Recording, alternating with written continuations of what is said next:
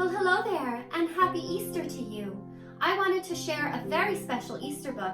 It's called The Easter Egg, and it was written by Jan Brett. Once upon a beautiful spring day, little rabbit Hoppy said, "It's time to start my first ever Easter egg." Each year, the bunny who decorated the winning egg got to help the Easter rabbit hide the eggs on Easter morning. Did the Easter rabbit hide eggs at your house today? Hoppy had been dreaming about being the bunny that helps the Easter bunny all year long, and now it was time to get started. Everywhere Hoppy looked, rabbits were working on dazzling eggs. "I need an amazing idea," he thought. Hoppy spotted Flora Bunny. "Why, Flora, that's one of my fairy godmother's names." Flora Bunny was planting a spring of wildflowers in her eggs. The Easter rabbit will love those colorful flowers, he thought, and he started picking flowers for her eggs. "Here's a basket for your flowers, Hoppy," Flora said. Hoppy spied Buster Birch carving a magnificent wooden egg. "I wish I had some wood for my egg," he wished aloud. "Here you go, Hoppy," Buster Birch said, and he put a smooth, round piece of wood in Hoppy's basket. "Thank you, Buster," Hoppy said. "My, what well-mannered bunnies we have."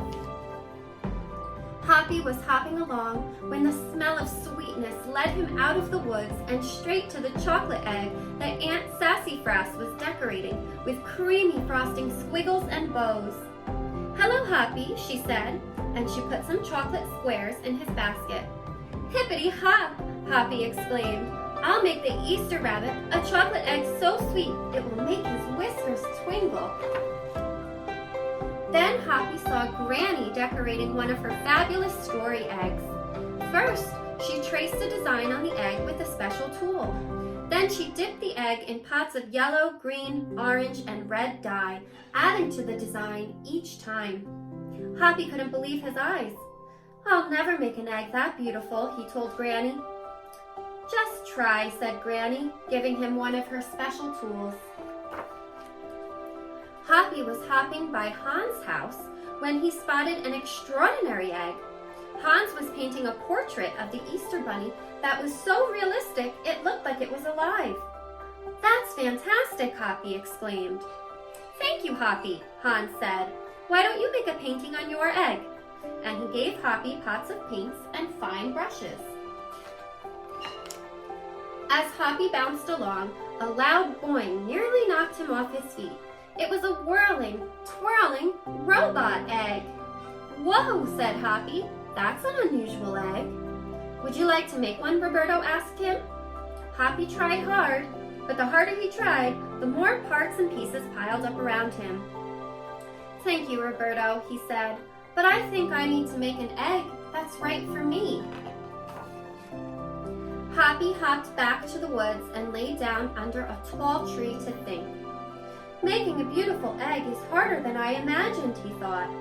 "I guess I don't have to win. I just want to make an egg that I'm proud of." Suddenly, the woods rang with the squawking of birds sounding an alarm. Mother Robin swooped down, calling wildly as if she couldn't decide where to go. An egg had tumbled out of Mother Robin's nest.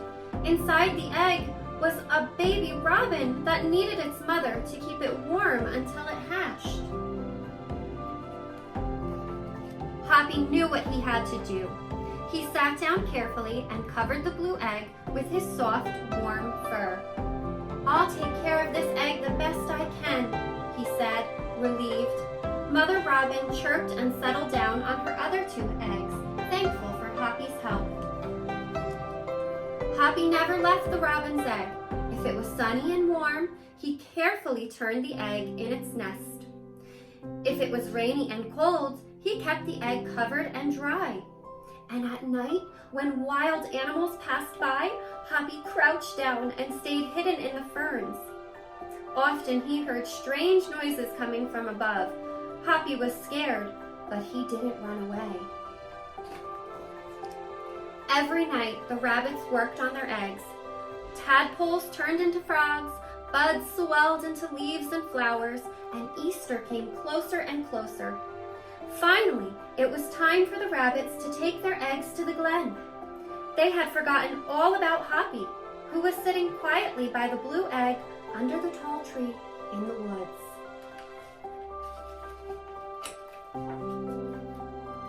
Early the next morning, the rabbits waited for the Easter bunny. Suddenly, a beautiful wagon rolled towards them out of the mist and stopped. The Easter bunny stepped down from the wagon and admired the decorated eggs one by one. "You have bought me the most beautiful eggs in the world," he said. "But a very special one is not here," he told them. The rabbits were puzzled. Whose egg could it be?